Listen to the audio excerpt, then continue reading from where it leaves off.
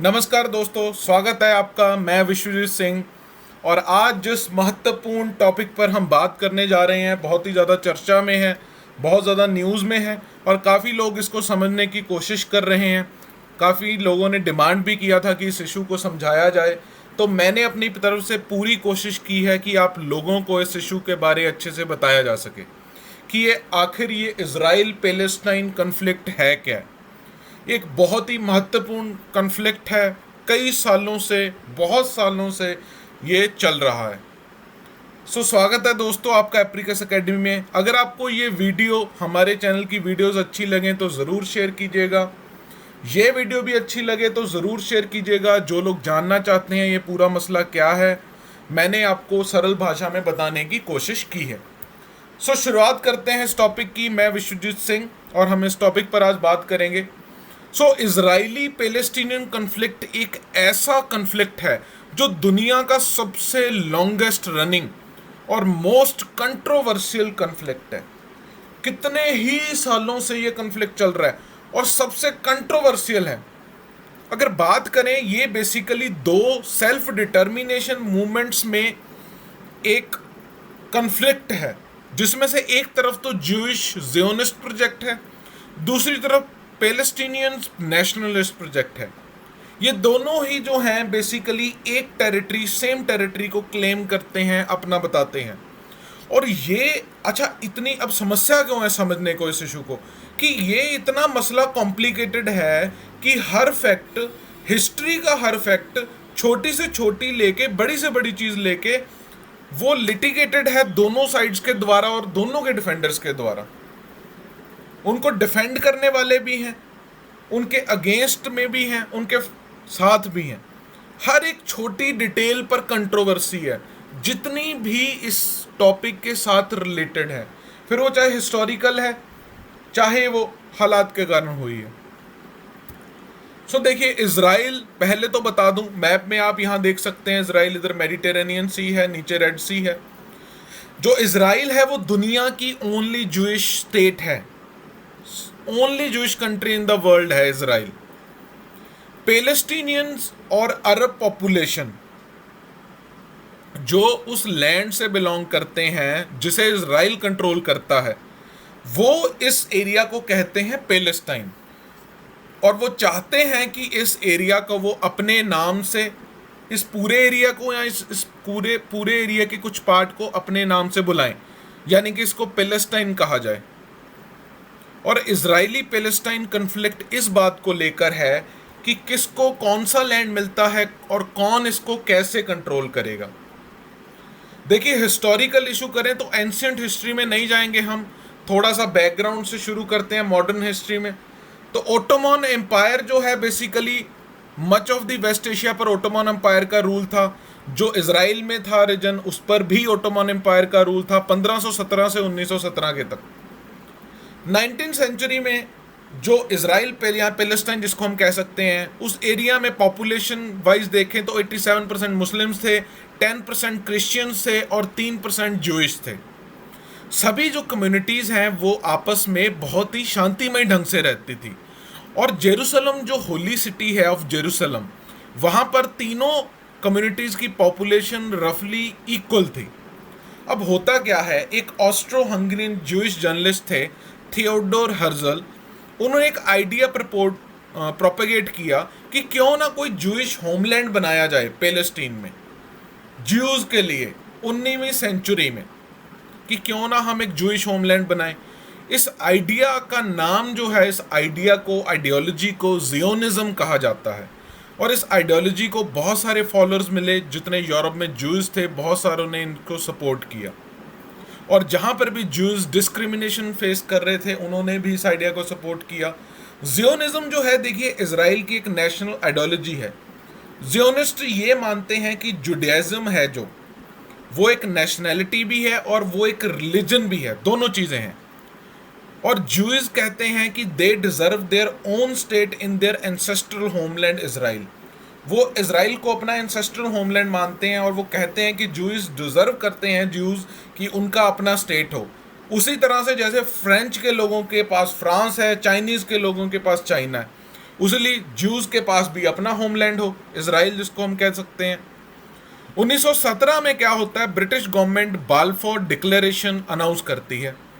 कि इसने क्यों, क्योंकि ब्रिटिश चाहती थी वर्ल्ड वॉर वन में जो है जूइश उनको सपोर्ट करें, और साथ में प्रॉमिस करती है कि हम पैलेस्टाइन में एक नेशनल होम बनाएंगे जूइश पीपल के लिए। अब यहां पर ब्रिटिश सरकार की जो आदत है धोखा देने की, है ना, झूठ बोलने की, क्यों प्रॉब्लमेटिक था। 1916 में इन्होंने सीक्रेटली डील की थी, ब्रिटिश वालों ने, ब्रिटिशर्स ने एक सीक्रेट डील की थी फ्रेंच के साथ कि भाई जब वॉर खत्म हो जाएगी तो अरब टेरिटरीज को हम डिवाइड कर देंगे और पैलेस्टीनियन को हम कंट्रोल कर लेंगे। ब्रिटिश ने ये कहा था। अब इनके साथ 1916 में वादा कर लिया, 1917 में बाल्फोर डिक्लेरेशन भी साइन कर ली।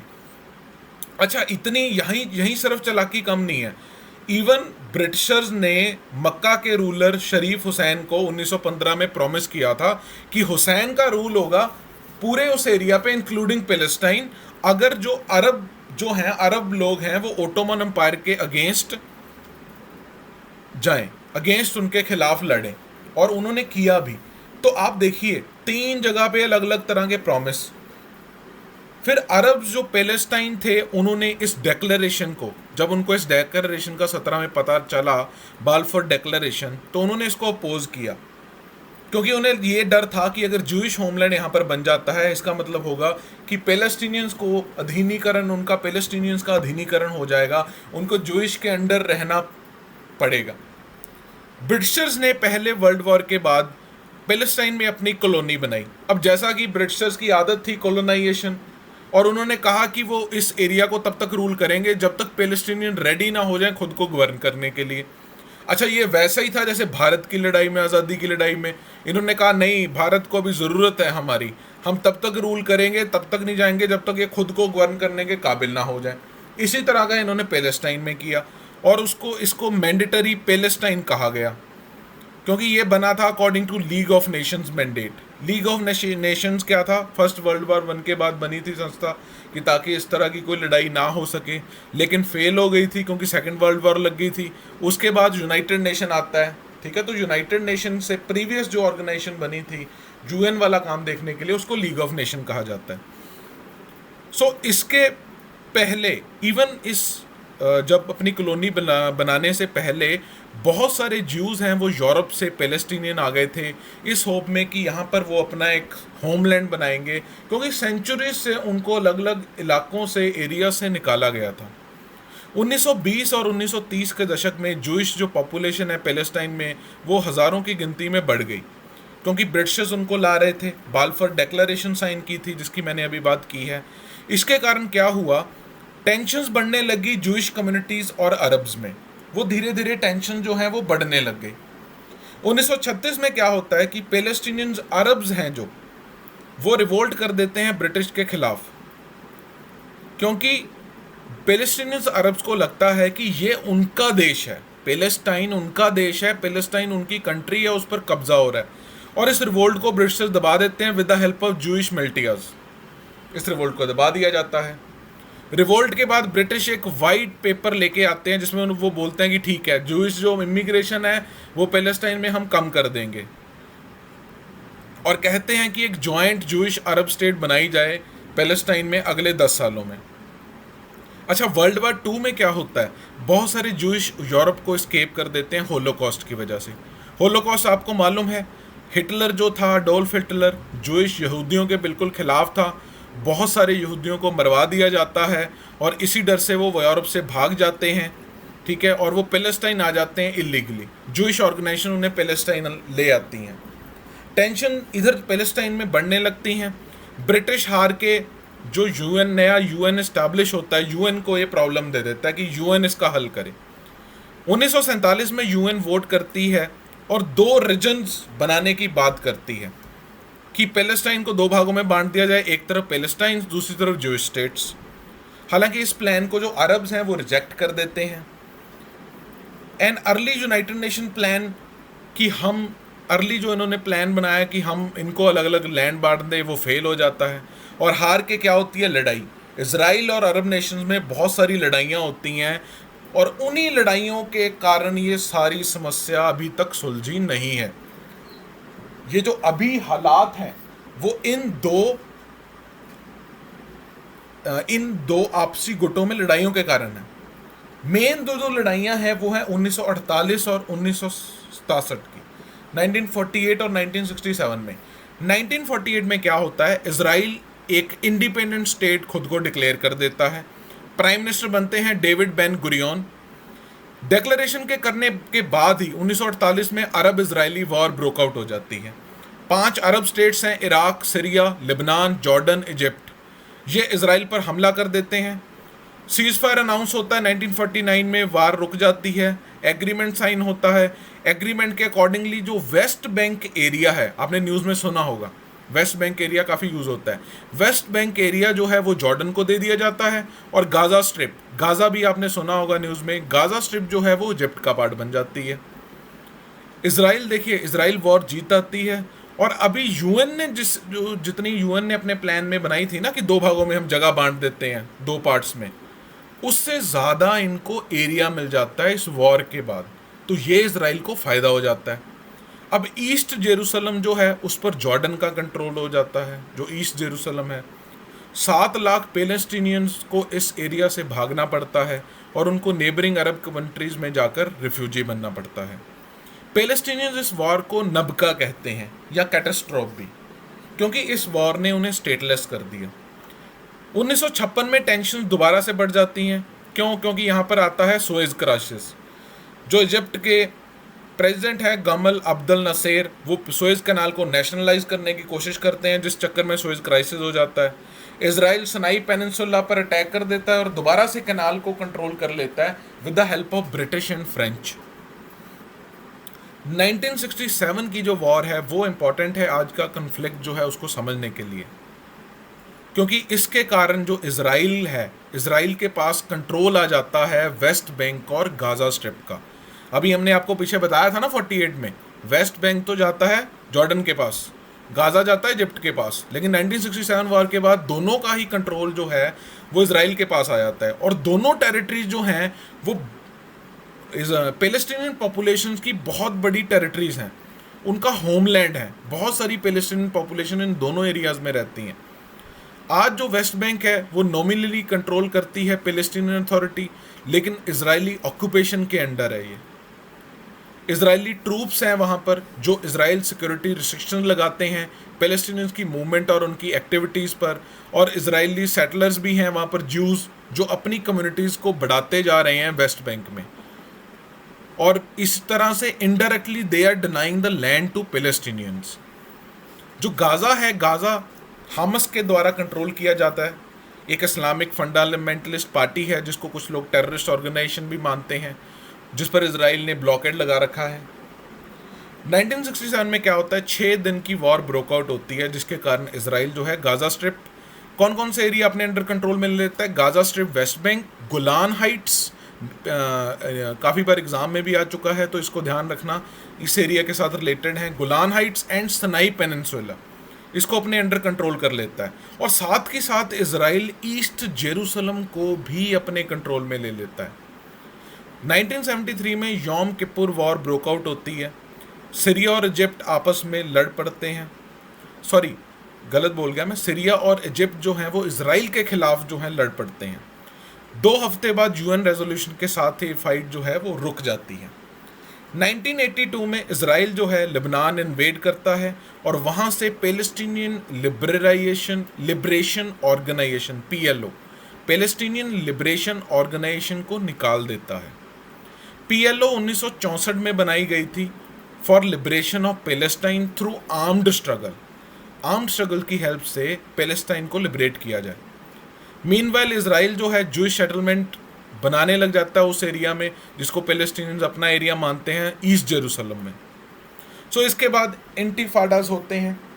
इंटिफाडाज बेसिकली 2 पैलेस्टीनियन इंटिफाडाज होते हैं। पहला 1987 में होता है। इसमें क्या होता है, पैलेस्टीनियन जो है Israeli occupation of Gaza and West Bank के खिलाफ खड़े हो जाते हैं, हज़ारों की गिनती में मारे जाते हैं और इसको फर्स्ट पैलेस्टीनियन इंटिफाडा बोला जाता है। ये एंड होता है विद ओस्लो पीस अकॉर्ड्स। ये भी काफ़ी बारी न्यूज़ में आया है, ये भी याद रखना, इसी के साथ रिलेटेड है। ओस्लो पीस अकॉर्ड्स 1993 में साइन होते हैं, दूसरा 1995 में साइन होता है। इजरायली प्राइम मिनिस्टर जित्ज़क रबीन और जसर अराफत जो पीएलओ का लीडर है उनके बीच में।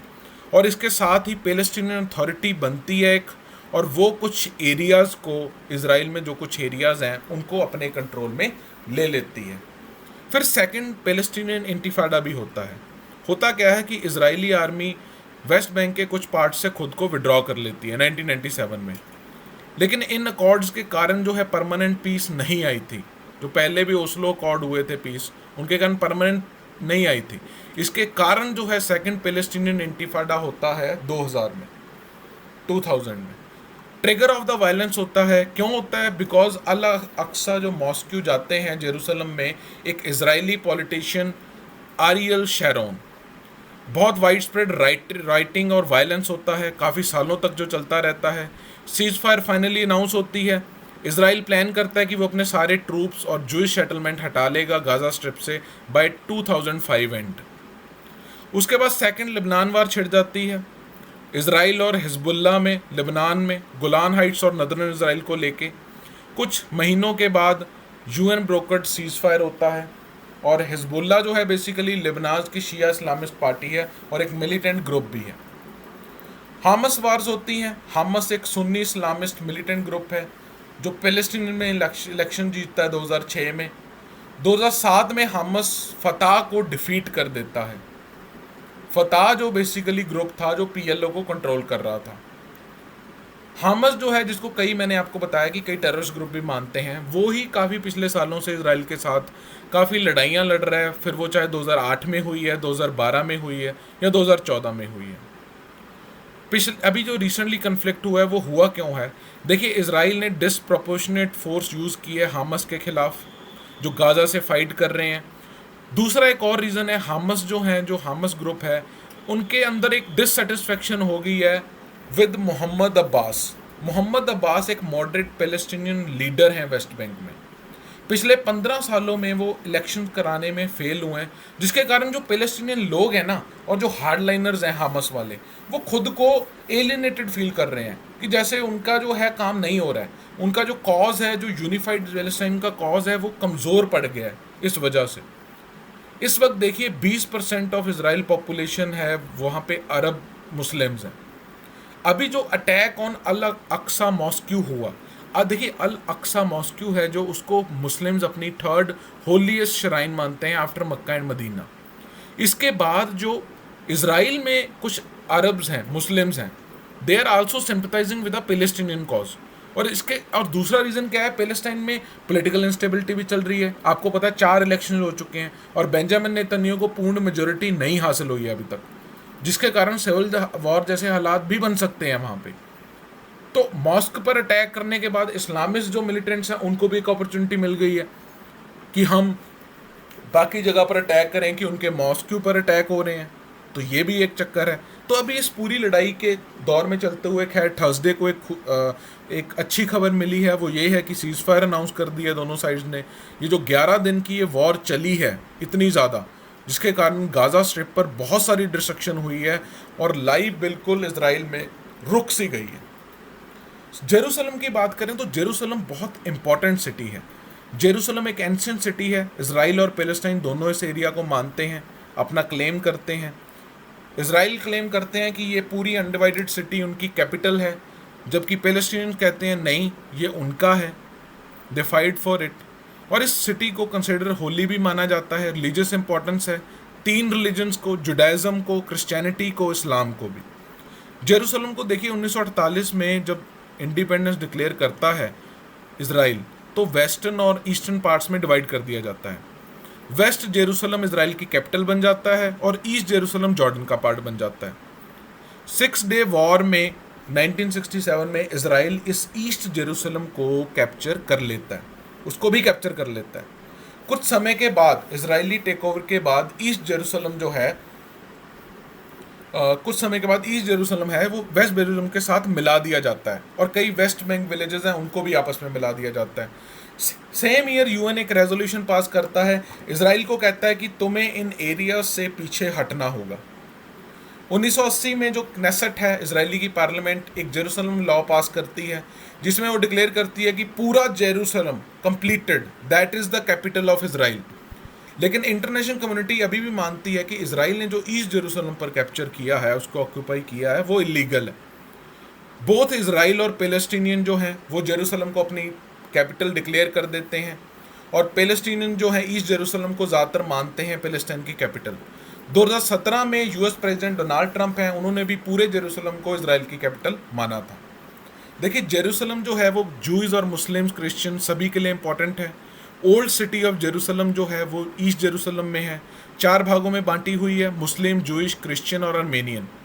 ये सिटी बड़ी सिग्निफिकेंट है ज्यूज़ के लिए, क्योंकि ज्यूज़ मानते हैं कि एंशियंट किंगडम जो इज़राइल था, जब बिब्लिकल किंग डेविड थे, तो ये उनकी कैपिटल थी। और ये भी माना जाता है दो फर्स्ट टेम्पल जो किंग सोलोमन ने बनवाया था, हालांकि इसका कोई आर्कियोलॉजिकल एविडेंस नहीं है, ये भी बेसिकली इसी जगह पर बना हुआ है।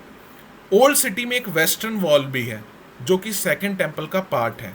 इस प्लेस को ज्यूज सेक्रेड मानते हैं। मुस्लिम्स के लिए जेरूसलम एक थर्ड होलीस्ट सिटी है, मैंने आपको बताया ही है, अल अक्सा मॉस्क्यू के कारण, मक्का मदीना के बाद। और मुस्लिम्स बिलीव करते हैं कि जो प्रॉफिट मोहम्मद थे वो मक्का के बाद रात की जर्नी में यहाँ आए थे। क्रिश्चियन जो हैं वो भी इसको सिग्निफिकेंट मानते हैं, क्योंकि चर्च ऑफ द होली सेपल्चर यहाँ पर है। 2 होलीस्ट साइट्स हैं क्रिश्चियनिटी की यहाँ पर, जहाँ पर जीसस क्राइस्ट को क्रूसीफाई किया गया और जहाँ पर उनका एम्प्टी टॉम्ब है। और टेम्पल माउंट, जिसको हराम अल शरीफ कहते हैं अरेबिक में, वो भी एक साइट है that is holy to both Jewish and Muslim people. ये भी ओल्ड सिटी में है। और इस साइट पर वेस्टर्न वॉल, अल अस्का mosque, Dome of the Rock and Dome of the Chain है। करंटली इजराइल जो है वो टेम्पल माउंट एरिया की सिक्योरिटी कंट्रोल करता है, और जिसके पास भी इस एरिया का एक्सेस है उसको भी कंट्रोल करता है। रिलीजियस एस्पेक्ट इस एरिया के जॉर्डन जो वक़फ़ है वो कंट्रोल करता है।